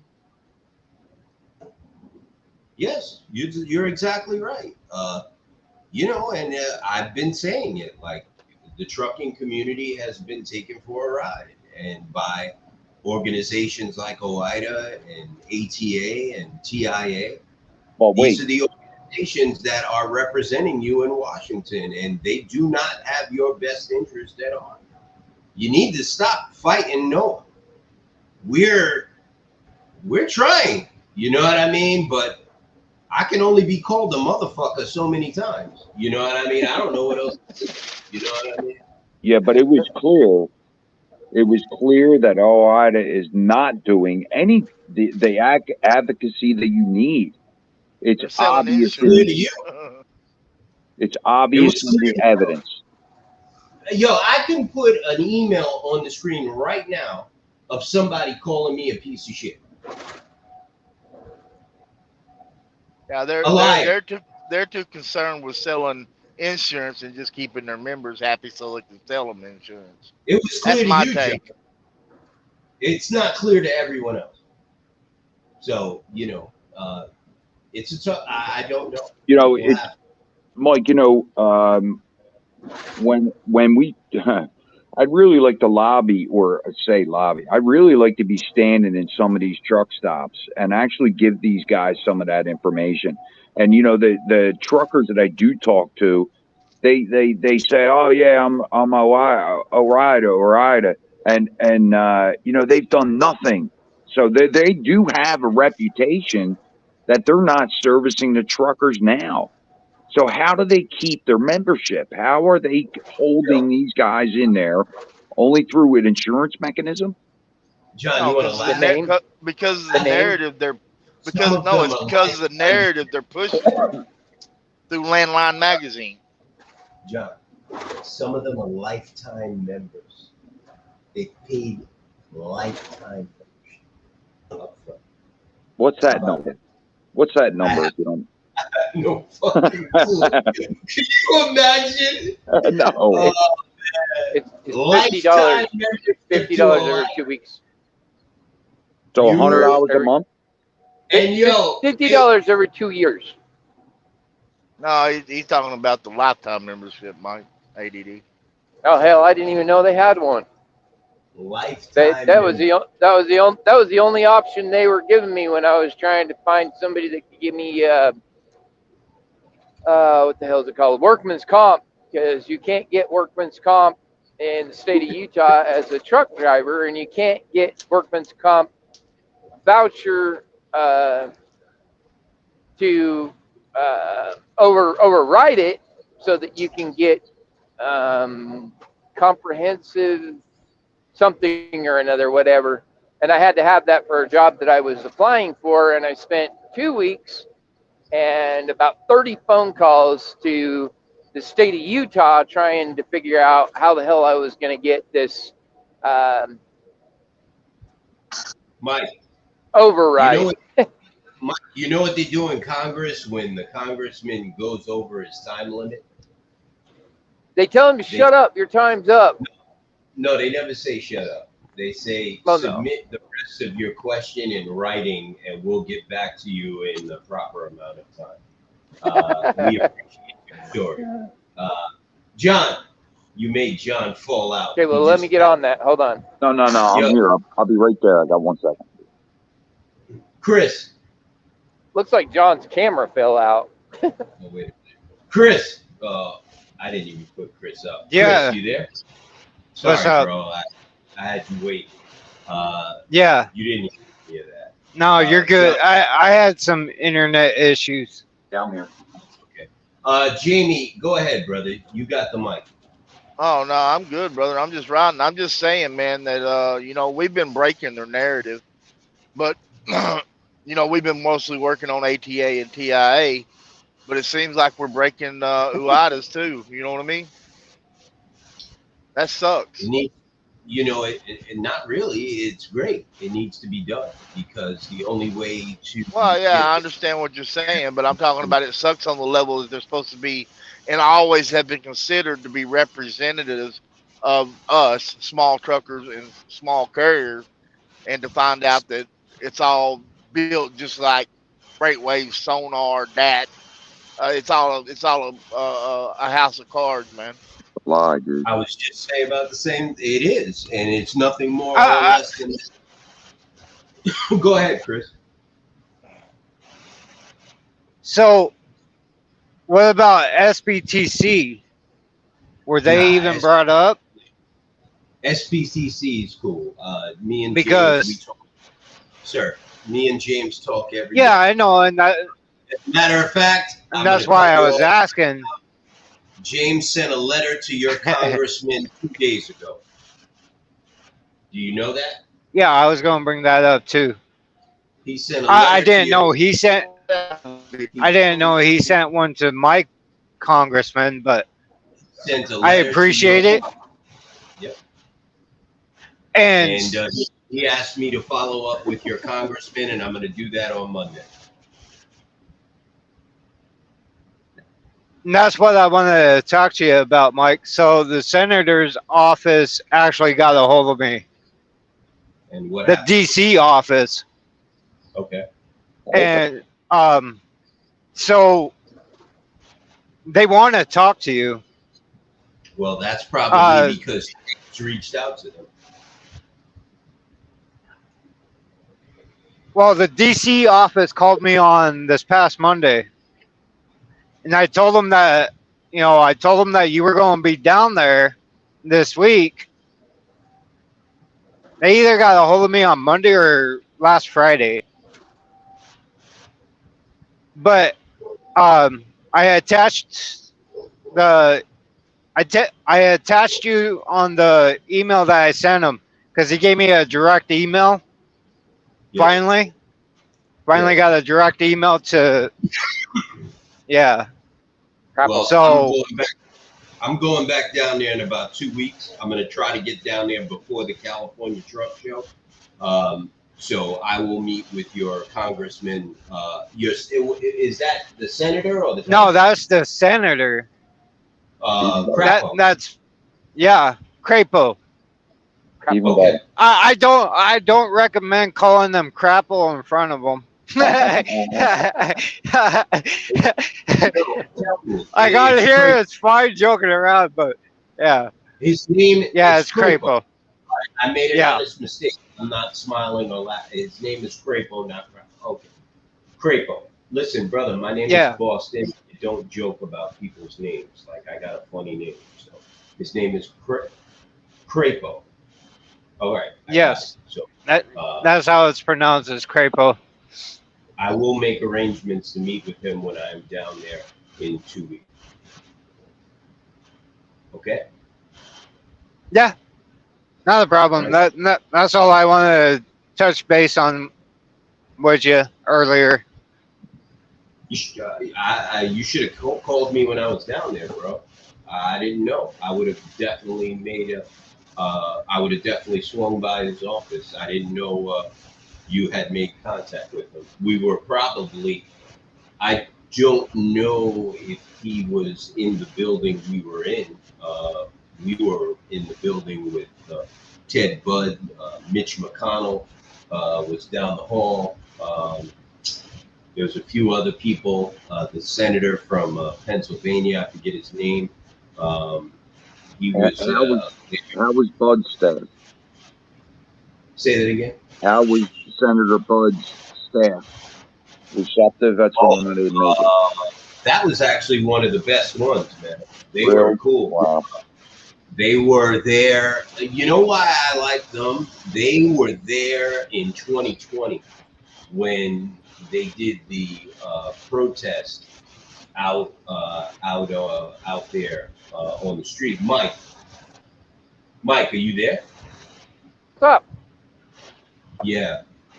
Senator Ted Budd's people. They remembered the demonstration in 2020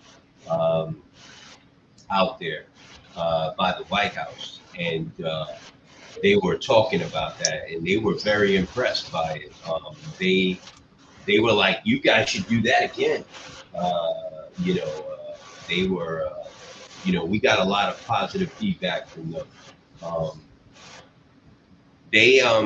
Look, this was definitely a great trip. I think that we made a lot of progress, and we definitely got the National Owner Operators Association. We opened the door. We will get a seat at the table moving forward. I believe that, the next time legislation is put out there concerning the trucking industry, the National Owner Operators Association will be considered, right along with OIDA and ATA and TIA. The trip was worth it, and I'm going to make it my business to be down there at least twice a month from now on. So we really need everyone's support. And John, I really thank you for coming. I hope you continue to come. It was, I felt very comfortable with you there by my side on this, and I really want you to continue to come if you can. I know you were saying you wanted to. I hope you do, and I think we make a good team. Yes, yes, we do. And I'll have to tell you, I mean, guys, it's been learning in these spaces. I mean, Mike, there's not many spaces I've missed, and to have that foundation with you guys to be able to go in there and talk confidently and understand exactly the issues. I think it was fantastic. I don't know how much you want to talk about him, but Nikolai, he's a proponent there, and he's got a lot of tentacles into a lot of the Russians that are driving in this country. So he's, I don't know. Go ahead, please. He asked me how many Russian members we have, and I was like, a lot. Like, we've got members from everywhere. Like, we've got a ton of Russian members. Russian people drive trucks too. You know what I mean? Russian people get hit with freight cars. They get ripped off. They have issues too. You know what I mean? Like, we've got a lot of Russian members, and I was kind of shocked he asked me that, but I understood. But it is what it is. You know what I mean? Like, I like Nick. I don't consider him Russian. You know what I mean? He doesn't consider himself Russian. He considers himself. You saw how he kept getting mad every time I called him Russian.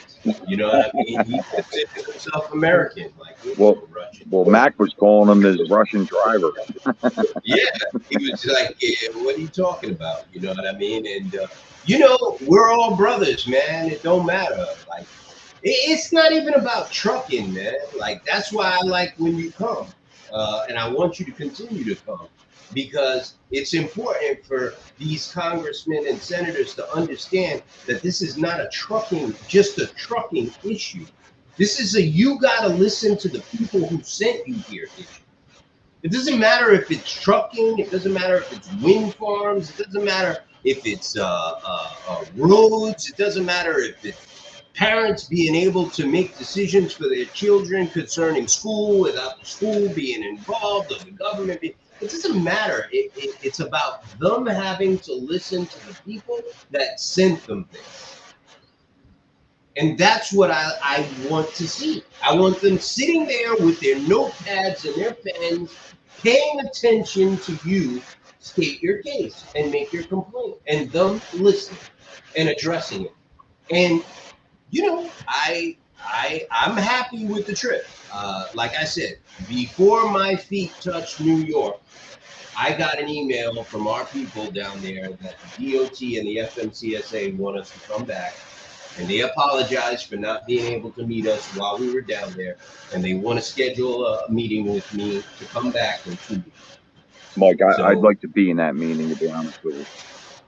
Okay, that's the big one. That's what we were looking for, and we accomplished what we set out to accomplish when we went down there.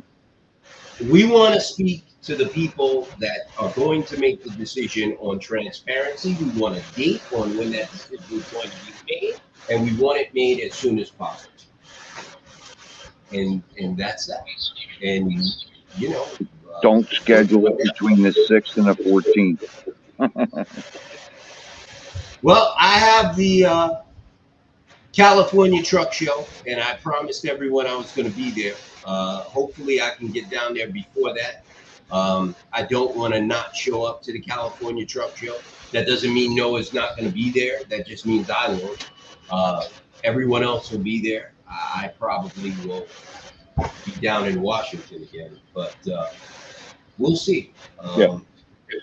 It was a long week this week. We're going to digest everything. We're going to let everyone, decompress, and we're going to pick it up on Monday. But I just wanted to have this show tonight, first one since we've been back, give everyone an update on status on how it went and what we accomplished, and it was good. We accomplished what we set out to accomplish. Our letter to senators okay still? Should it be edited? Blake, I think the letter's fine. I don't think you need to edit it. I think people should send it out more. I think the letter actually softened them up a little bit. They've been getting it and they've been reading it. And I think that letter was a very big driver on us being able to get a lot of these meetings, because we had too many meetings the last day. We couldn't even make them all. It was tough. The day was full. We at a certain point we had to split up.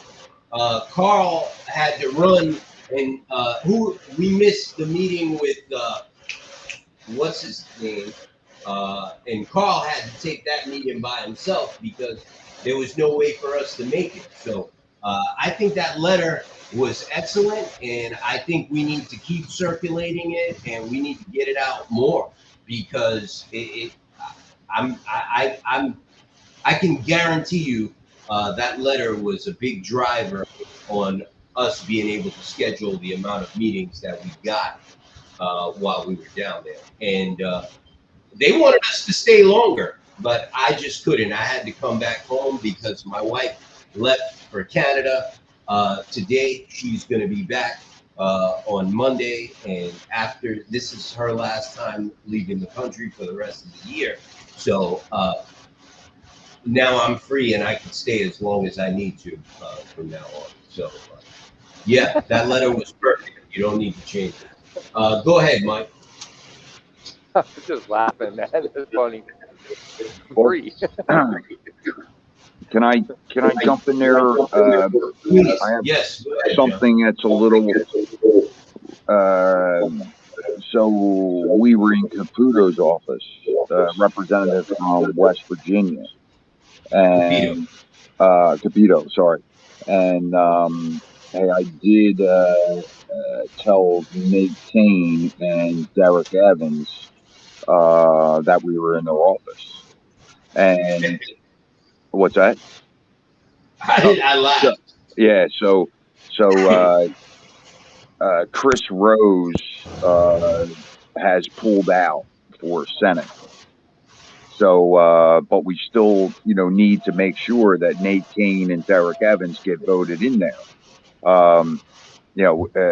If we're telling them their, our issues and our bullet points, that would be something that, a competitor would stand on top of and use. So, if we're able to help these candidates get voted in, later on down the line here, it just does nothing but strengthen the organization. So, I think this is the way for the future, guys. So I think the biggest thing coming out of Washington is to realize that we need to send them a frequency. We need to send everybody that's in individual states, you need to call your congressmen and senators and tell them this issue, so that this way, when we show up and we're lobbying, they're already have a frequency and realize it is an issue. So the more, just like Blake's is like a home run, having these letters going directly to your senators and congressmen, it's going to be a giant help in the future. So please, call your congressmen and senators. I agree. And it's like what you said before, and also what Jamie said. They just don't know. And you're helping them. You're helping to make them aware of the situation, even with that letter that Blake has circulated. You're helping your congressman and senator be aware of it. And it doesn't matter if they're on any transportation committee or not, because Chris's congressman is not on the transportation committee. His senator, Crapo, is, I believe. I have to check. I believe he is, but Not Yeah, he is.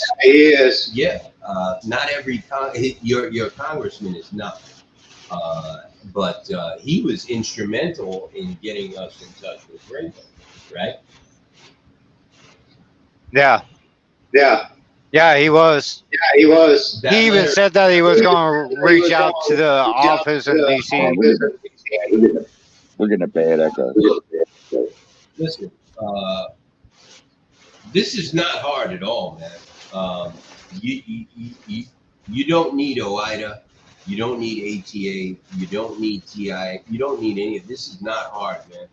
We are at the gate. We're pounding on the door, man. We're right there. Uh, I believe that this is going to be great. I believe it could be great. I just think we just need to all get united and just hang in there, man. Like I said before, and I'm gonna say it again. I see a very bright light at the end of a very short tunnel, man. We are close. Um, yes, keep circulating that letter. Go ahead, John. So the better part is, hey, they realize that X is listening, and your social media is listening. And so I made sure that they all knew that when we're going back and giving the community some answers. Seems like everybody's looking to X. So let's keep the pressure on. Talk about it. I agree. I agree. Keeping it out there and talking about it. I'm reading. I'm sorry. I'm reading a news release that Bill is circulating and James Lamb is circulating. About the same issues. You know, the government is making moves and people just don't know about it. And we need to stay on top of this stuff. We need to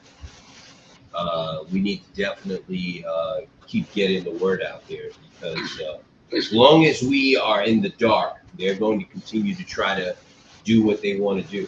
I've reached out to Crapo a few times via messages. Between Chris and Reach, Crapo should be informed and warmed up when you do get to speak with him. What I am going to do is I'd like you guys to please send me your emails so I can print them out this time and have them with me so I can reference them when I get to him. Because what these senators and congressmen like to do, these reps, when I get to them, they ask me for correspondence from their constituents. And I have a lot of it. So I have to get a new printer and start printing all this stuff out and making files for everyone that I'm going to meet with, so I can bring your letters and emails and messages to them.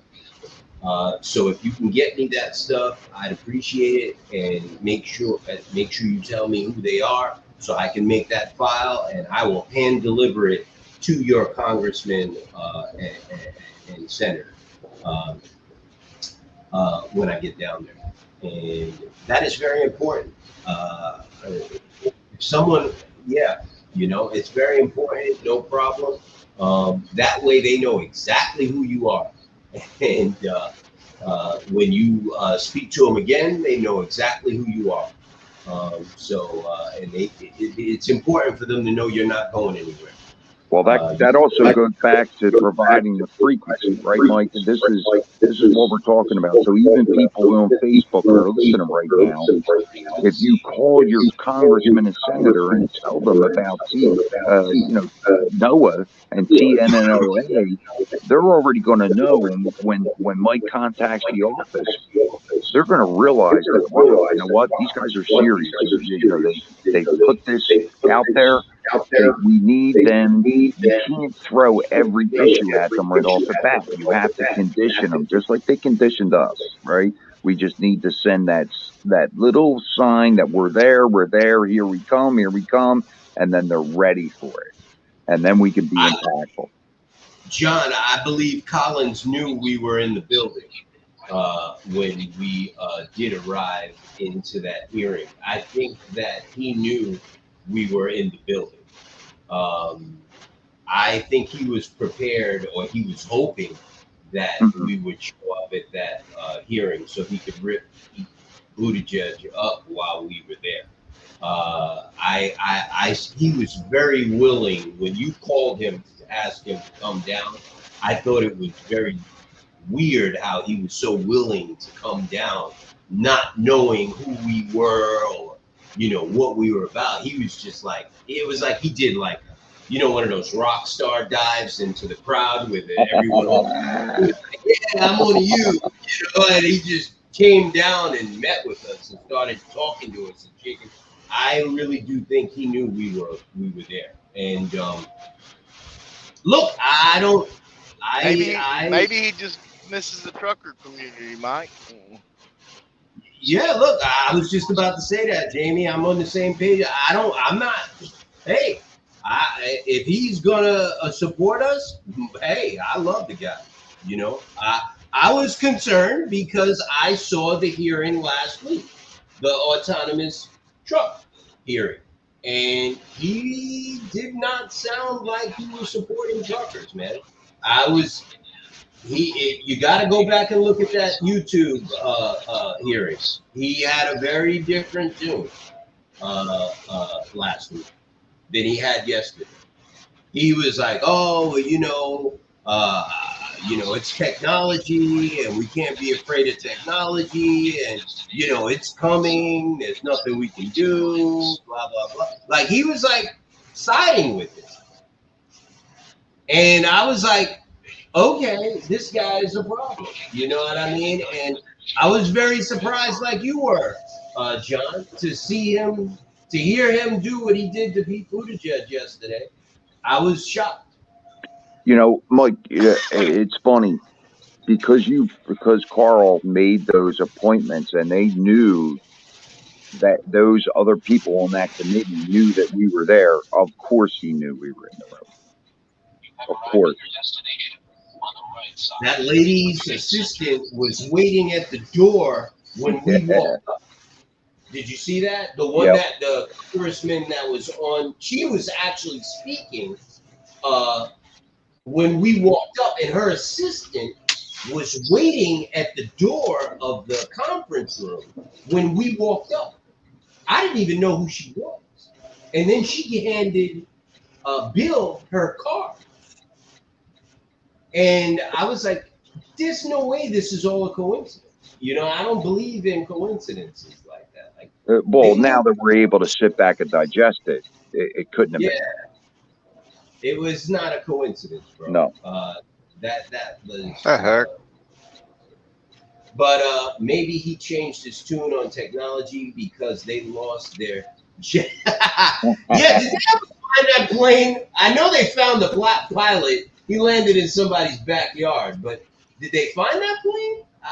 I heard they did. Where was it?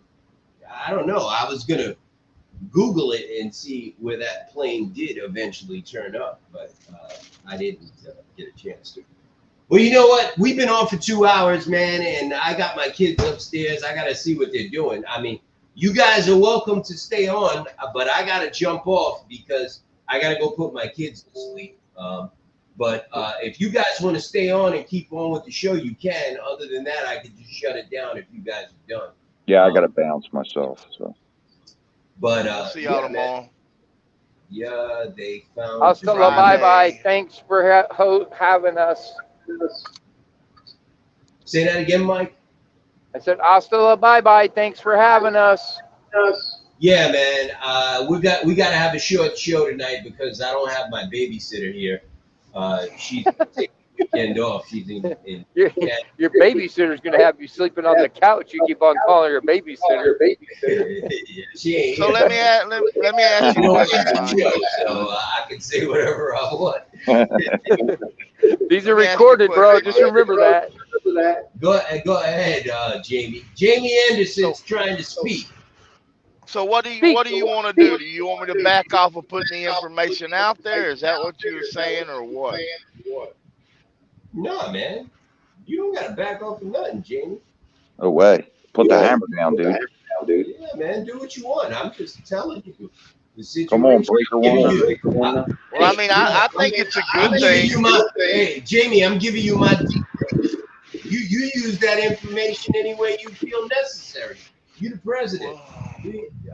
I'm just a soldier, brother. I'm telling you, I'm boots on the ground, homie. I'm just giving you my debrief.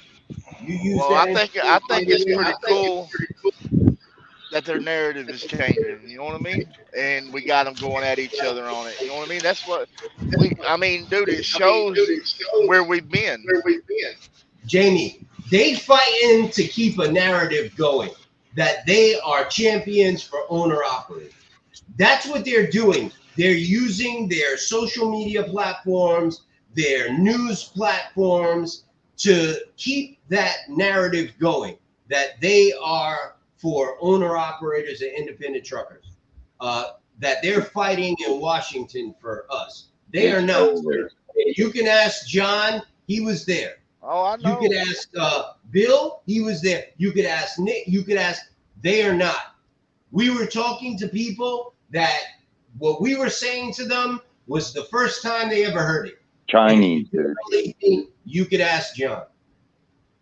Chinese. Yeah, now these are like people, these are people that vote on things like speed limiters. They vote on things like ELDs. They vote on things like transparency. Now, it is very bad that we're giving them information that has been out there for decades. They're just finding out about this stuff for the first time. Yeah, that's why you got the response like you did, Mike. So So they're in a lot of trouble. yeah. But it makes you wonder and ask yourself real quick, did they actually fight for us on the ELDs, or did they just cash their check? No, they didn't. They did not fight for you, sir. They have not been fighting for you for a long time. And if it was not for Noah, and if it was not for Noah swinging in this spring, you would have gotten an FU on transparency back in April. I know. That would have been response. It would have already been a dead issue. It would have already been gone. That's why I said, that the fact of the matter was, it wasn't a coincidence that a week and 3 days after we started our boycott and started our mission, before we were ever anybody, that the FMCSA opened back up the transparency. Because James Lamb contacted me and asked me to get our members to hit the FMCSA up and the DOT up and bombard them with responses on the issue. And they opened the listening period back up. And our petition and everything else. I mean, we slammed them when we first started. Right. And we need to continue to do that. Yeah, we ripped the lid off. If we do that, and what's weird is we have more of a bullhorn now than we did back then. Really. MAGA Mission has gotten involved, and they've been really, giving us the floor on their platform, and they've been, John came with us to Washington. He was yelling at senators and congressmen sitting right next to me for truckers. And, we have more support now, really, in the public to get the information out to the public. We have more support now than we had back then. So people just need to get rallied up and unify and start contacting their congressmen and senators and speaking up now. Things will change. Call your congressman, senator, call them. Yeah, things will change because they're listening now. They know we're out here. And they're listening. Yes, sir. So, do it. Hey, Mike. Sure, go ahead. Matt reached out to me today. We talked for a little bit. When you get time tomorrow evening, will you give him a call? He He sent asked me an questions email. that I couldn't answer. He sent me an email Okay. yesterday when I got back to the hotel. I saw it. Well, y'all need to get together. He's asking some questions I don't know the answer to. Matt Maga, right? Yeah, correct, Matt. Right. Yeah, he did send me an email yesterday. I gotta find it. I will call him. He's in California, so I'll call him tomorrow afternoon. When Yeah, I'm it's done. 7 o'clock there. I can't do it now. I gotta put these kids to sleep and do what I gotta do, baths and stuff like that. So I will. I'll call Matt in the morning. Absolutely. I'm sure Matt's got some juicy. He All wants right, brothers. Yeah, man. You guys have a good weekend. I'm gonna leave you guys with this. Feel good, man. I really do strongly feel that there's going to be some good change very soon, and things are going to look up in the next year. In 2024, I think we're all going to put this all behind us, and I think things are going to be changing. Are we going to have to give some more? Yeah, that's negotiation. We're gonna have, yeah. You know, that's negotiation. But the whole point is, we're going to be there to negotiate. So, are Well, they you going have- to give? Yes. You know the representation that is representing you. Is You it can going come and talk to right here. You can talk to Maga Mission. You can talk to John Marlin. You can talk to. Is it going to be easy? No. Is there going to be more pain? Yes. That's just the way this is. Is it going to be as bad as it was? Absolutely not. That I can guarantee you. Absolutely not. They will never, ever, ever push any bill or rule on us that is going to cause us to lose money and lose our businesses ever, ever again. I am 3 hours away from Washington. 3 hours. I know I've been there once, so I'm very familiar with the place. Oh, yeah. I'll be down there in 3 hours. Absolutely. Just not. don't go out looking for no Fords after hours. We need our president. Looking for who? Phone Phone cord. cords. I can't hear you, Mike. What did you say? I said, don't go out after hours looking for phone cords. Oh, phone. Man, yeah, you can't do that down there.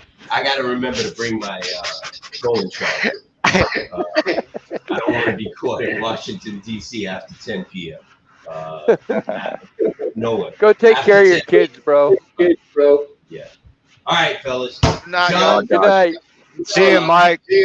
Sunday, right, Josh? Yes, sir. Yep. We'll see you in the morning. Sunday, we'll all be here. Thank you, everybody, for showing up. And God bless. Have a good weekend. Drive safe, Mike. Drive safe. Chris, drive safe. Jamie, everybody's fucking driving.